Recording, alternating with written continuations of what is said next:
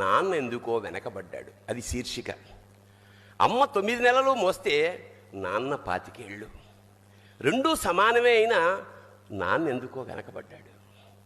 ఇంట్లో జీతం తీసుకోకుండా అమ్మ, తన జీతం అంతా ఇంటికే ఖర్చు పెడుతూ నాన్న, ఇద్దరి శ్రమ సమానమే అయినా అమ్మ కంటే నాన్న ఎందుకో వెనకబడ్డాడు. ఏది కావాలి అంటే అది వడ్డీ పెడుతూ అమ్మ, ఏది కావాలంటే అది కొనిపెడుతూ నాన్న. ఇద్దరి ప్రేమ సమానమే అయినా అమ్మకొచ్చిన పేరు ముందు నాన్న ఎందుకో బాగా వెనకబడ్డాడు.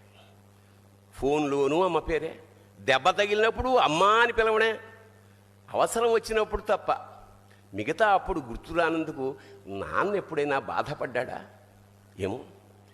ఇద్దరూ సమానమే అయినా పిల్లల ప్రేమను పొందడంలో తరతరాలుగా నాన్న ఎందుకో వెనకబడ్డాడు.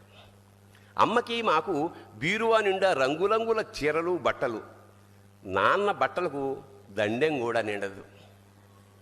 తనని తాను పట్టించుకోవడం రాని నాన్న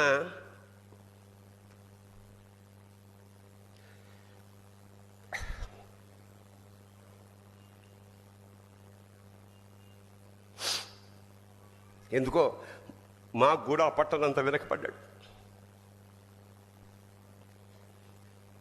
అమ్మకి అన్నో కొన్నో బంగారు నగలు, నాన్నకి బంగారం అంచున్న పట్టు పంచి ఒకటే. కుటుంబం కోసం ఎంత చేసినా తగిన గుర్తింపు తెచ్చుకోవడంలో నాన్న ఎందుకో పాపం బాగా వెనకబడ్డాడు.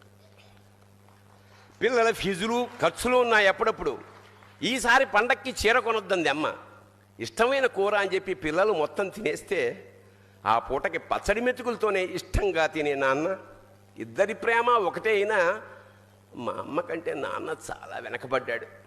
వయసు మళ్ళాక అమ్మ అయితే ఇంట్లోకి పనికొస్తుంది. నాన్న ఎందుకు పనికిరాడని మేము తీర్మానం చేసుకున్నప్పుడు కూడా వెనకబడింది నాన్నే. నాన్న ఇలా వెనకబడిపోవడానికి కారణం ఆయన మా అందరికీ వెన్నెముక కావడమే. వెన్నెముక వెనక ఉండబట్టే కదా దన్నుగా నిలబడగలుగుతున్నాం.